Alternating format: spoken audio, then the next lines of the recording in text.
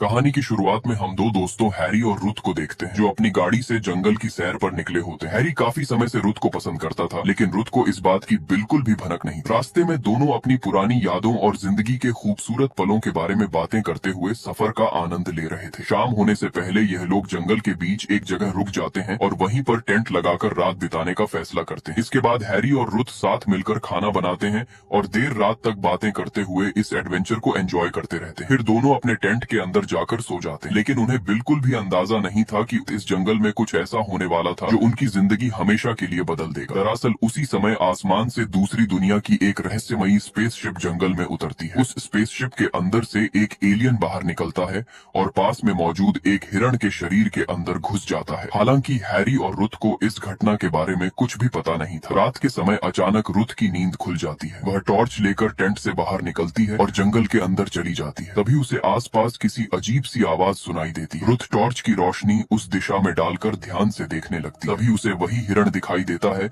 जिसके अंदर एलियन घुस चुका था। हिरण अजीब तरीके से लगातार रुथ को घूर रहा था। उसकी हरकतें किसी सामान्य जानवर जैसी बिल्कुल भी नहीं लग रही थी। रुथ डरते हुए उस हिरण को देख ही रही होती है कि तभी अचानक उसके पीछे कोई उसके कंधे पर हाथ रख देता है। यह महसूस करते ही रुथ बुरी तरह घबरा जाती है, लेकिन अगले ही पल उसे पता चलता है कि वह हैरी था। हैरी रुथ को डरा हुआ देखकर उससे पूछता है कि आखिर क्या हुआ है। तब रुथ उसे उस अजीब हिरण के बारे में बताती है, लेकिन हैरी को लगता है कि वह जंगल का कोई साधारण हिरण होगा और रुथ बेवजह डर रही है। इसके बाद हैरी रुथ को अपने साथ वापस टेंट में ले जाता है और दोनों फिर से सो जाते हैं। अगली सुबह यह दोनों अपनी यात्रा जारी रखते हुए जंगल के अंदर आगे बढ़ने लगते हैं। कुछ समय बाद हैरी रुथ की आंखें बंद कर देता है और उसे एक खास जगह पर लेकर जाता है। वह रुथ के लिए एक सरप्राइज प्लान कर चुका।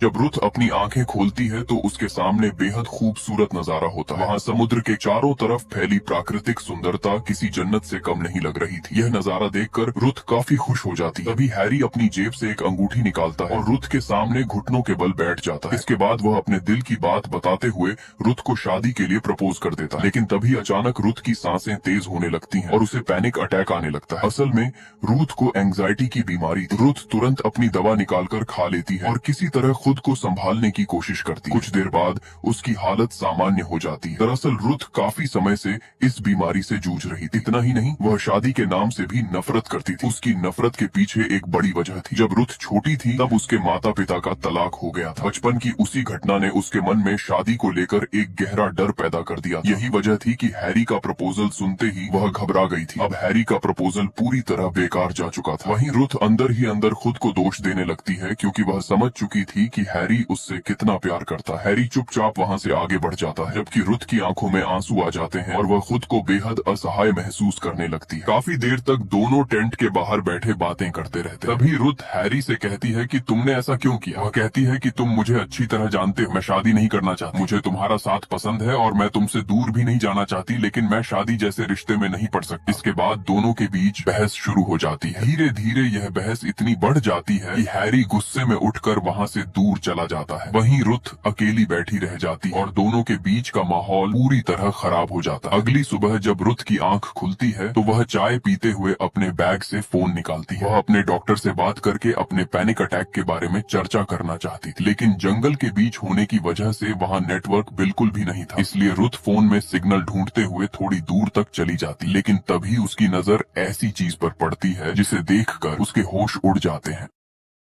उसके सामने वही हिरण पड़ा हुआ था जिसे उसने 2 रात पहले देखा था, लेकिन अब वह हिरण मर चुका था। हिरण की हालत बेहद डरावनी थी और उसे इस हालत में देखकर रुथ घबरा जाती है और डर के मारे धीरे धीरे पीछे हटने लगती है। तभी अचानक हैरी वहां पहुंच जाता है। रुथ बिना कुछ सोचे सीधे हैरी के गले लग जाती है। वह अभी भी डर से कांप रही। इसके बाद हैरी किसी तरह रुथ को शांत करता है और उसे वहां से वापस ले जाता है। समय बीतता है और देखते ही देखते शाम हो जाती, लेकिन रुथ अभी भी उस मरे हुए हिरण के बारे में सोच रही। दृश्य उसके दिमाग से निकल ही नहीं रहा। वहीं हैरी उसके पास बैठा उसे समझाने की कोशिश कर रहा। तभी रुथ धीरे से हैरी की तरफ देखती है और कहती है कि मैं भी तुमसे प्यार करती हूं। सुनकर हैरी कुछ पल के लिए चुप हो जाता है, लेकिन अगले ही पल रुथ कहती है कि मैंने हमेशा लोगों को शादी के बाद बदलते हुए देखा। मुझे डर है कि कहीं हम भी उन लोगों की तरह न बन जाएं। रुथ की बात सुनकर हैरी समझ जाता है कि उसके दिल में प्यार की कमी नहीं, बल्कि वह अपने अतीत के डर से लड़ रही है। अगले दिन सुबह हैरी खाना बनाने में व्यस्त होता है। जबकि रुथ अकेले ही आसपास घूमने के लिए निकल जाती है। जंगल में चलते हुए उसकी नजर एक खूबसूरत फूल पर पड़ती है। रुथ उस फूल को तोड़ लेती है और वापस लौटने लगती है, लेकिन तभी उसे पास ही एक रहस्यमयी गुफा दिखाई देती है। गुफा को देखकर उसकी उत्सुकता बढ़ जाती है और वह उसके अंदर चली जाती है। अंदर पहुंचकर रुथ देखती है कि जमीन पर किसी कीचड़ जैसे अजीब तरल पदार्थ फैले हुए, लेकिन जैसे ही वह पीछे मुड़ती है उसकी चीख निकल जाती है। ऐसा लग रहा था मानो मौत उसके ठीक सामने खड़ी हो। हालांकि उस गुफा के अंदर आखिर उसके साथ क्या हुआ यह हमें आगे पता चलेगा। कुछ समय बाद जब हैरी देखता है कि रुथ अभी तक वापस नहीं लौटी तो वह चिंतित हो जाता है। इसके बाद वह रुथ को ढूंढने के लिए जंगल के अंदर आगे बढ़ने लगा। काफी देर तलाश करने के बाद आखिरकार उसे रुथ दिखाई दे जाती, लेकिन जैसे ही हैरी उसके पास पहुंचता है उसे कुछ अजीब महसूस होता है। रुथ पहले जैसी बिल्कुल नहीं लग रही थी। उसके हाव भाव बदल चुके थे और वह बेहद अजीब तरीके से बातें कर रही थी। हालांकि हैरी को लगता है कि शायद वह किसी बात से परेशान है। इसके बाद दोनों वापस अपने टेंट की तरफ लौटने लगते, लेकिन रास्ते भर रुथ हैरी को ऐसी नजरों से देख रही थी जैसे वह उसका कोई दुश्मन हो। और जैसे ही हैरी उसकी तरफ देखता वह अचानक मुस्कुराने लगता। उसका यह व्यवहार काफी अजीब था। रात होने के बाद भी रुथ चुपचाप एक जगह बैठी रहती है। वह न तो ज्यादा बातें करती है और न ही किसी चीज में दिलचस्पी दिखाती है। कुछ देर बाद दोनों सोने के लिए अपने टेंट में चले जाते हैं, लेकिन आधी रात को अचानक हैरी की नींद खुल जाती है। जब वह उठकर देखता है तो रुथ टेंट के अंदर नहीं होती। यह देखकर हैरी घबरा जाता है और टॉर्च लेकर उसे ढूंढने के लिए बाहर निकल जाता है। वह अंधेरे जंगल में रुथ को आवाजें लगाते हुए इधर उधर तलाश करने लगता है। तभी अचानक उसे अपने पीछे किसी की मौजूदगी महसूस होती है।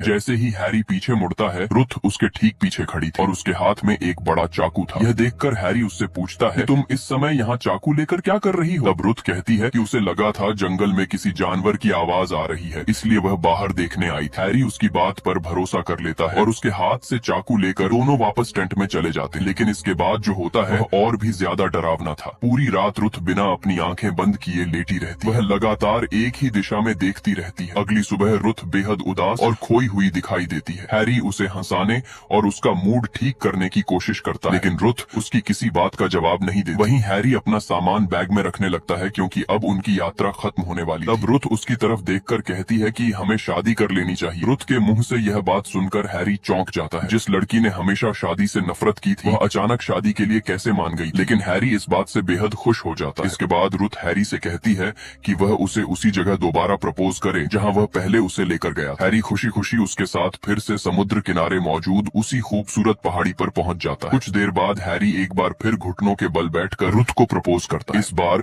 रुथ मुस्कुराते हुए उसका प्रपोजल स्वीकार कर लेती है। हैरी की खुशी का कोई ठिकाना नहीं था, लेकिन तभी अचानक सब कुछ बदल जाता है।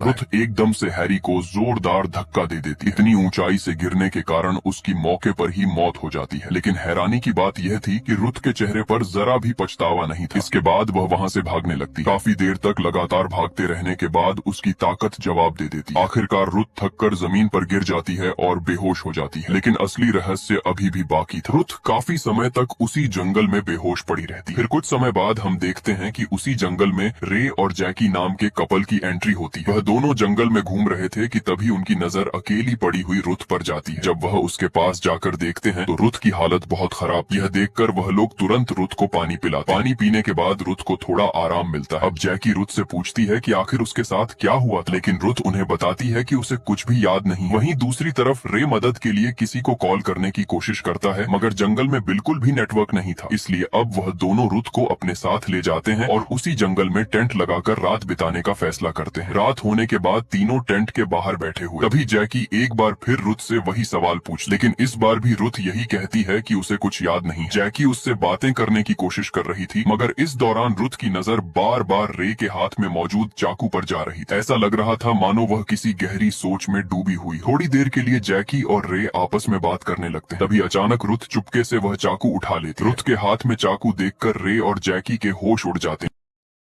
लेकिन तभी अचानक वहां किसी की एंट्री होती। जैसे ही रुथ उसकी तरफ देखती है उसके चेहरे का रंग उड़ जाता है, क्योंकि उसके सामने हैरी खड़ा था। हैरी को जिंदा देखकर रुथ के पसीने छूट जाते हैं और वह बिना एक पल गंवाए वहां से भाग जाती। रुथ को रोकने के लिए जैकी भी उसके पीछे भाग जाती। वहीं दूसरी तरफ टेंट के पास रे हैरी को अपने करीब आने से रोकने की कोशिश करता है, लेकिन तभी हम देखते हैं कि हैरी अचानक रे पर हमला कर देता है और अगले ही पल रे का एक हाथ उसके शरीर से अलग हो जाता है। यह देखकर किसी के भी रोंगटे खड़े हो जाते हैं। अब हम देखते हैं कि हैरी की उंगलियां किसी तेज धार वाले चाकू की तरह बदल जाती हैं और वह रे पर लगातार हमला करने लगता है। ऐसा लग रहा था मानो उसके अंदर इंसानों से कहीं ज्यादा खतरनाक ताकत मौजूद हो। दूसरी तरफ रुथ भागते हुए जंगल में एक जगह छिप जाती है। कुछ देर बाद जैकी भी उसे ढूंढते हुए उसके पास पहुंच जाती है, लेकिन तभी अचानक जैकी को रे की आवाज सुनाई देती है। जैकी को लगता है कि शायद रे उन्हें ढूंढ रहा है, इसलिए वह तुरंत उस आवाज की तरफ दौड़ पड़ती है। लेकिन जैसे ही जैकी वहां पहुंचती है उसके होश उड़ जाते हैं, क्योंकि रे का शरीर 2 टुकड़ों में बंट चुका था। यह खौफनाक नजारा देखकर जैकी चीख पड़ती है और डर के मारे वहां से भागने लगती है, मगर तभी हैरी उसके सामने आ जाता है और उस पर हमला करके उसे जमीन पर गिरा देता है। इसके बाद हैरी जोर से चिल्लाकर रुथ से कहता है कि बाहर आ जाओ, नहीं तो मैं जैकी को भी मार दूंगा। यह सुनकर रुथ डर के मारे अपनी छिपने की जगह से बाहर निकल आती है, लेकिन उसे बाहर आते देख भी हैरी नहीं रुकता और अगले ही पल वह जैकी को भी मार देता है। यह देखकर रुथ उसे रोकने की कोशिश करती है, मगर हैरी उसे भी नीचे गिरा देता है। यहाँ हैरी रुथ को डराते हुए पूछता है कि तुम्हें मेरे बारे में कैसे पता चला। तब रुथ उसे वह सच्चाई बताती है जो उसे बहुत पहले ही पता चल चुकी थी। रुथ बताती है कि जब वह उस गुफा के अंदर गई थी और उसने उस अजीब चीज को देखा था, तब उसे कुछ समझ नहीं आया था, लेकिन जैसे ही वह पीछे मुड़ी उसने वहाँ असली हैरी की लाश देख ली थी। उसी समय रुथ समझ गई थी कि जो उसके साथ घूम रहा है वह असली हैरी नहीं है, बल्कि कोई और है जिसने हैरी का रूप धारण कर लिया। यही वजह थी कि उसने उस नकली हैरी को समुद्र में धक्का दे दिया था। रुथ की बात सुनने के बाद वह मुस्कुराने लगता। फिर रुथ उससे पूछती है कि आखिर वह है कौन। तब वह बताता है कि वह इंसान नहीं बल्कि एक एलियन है, और यहीं पर इस कहानी का सबसे बड़ा रहस्य हमारे सामने आ जाता है।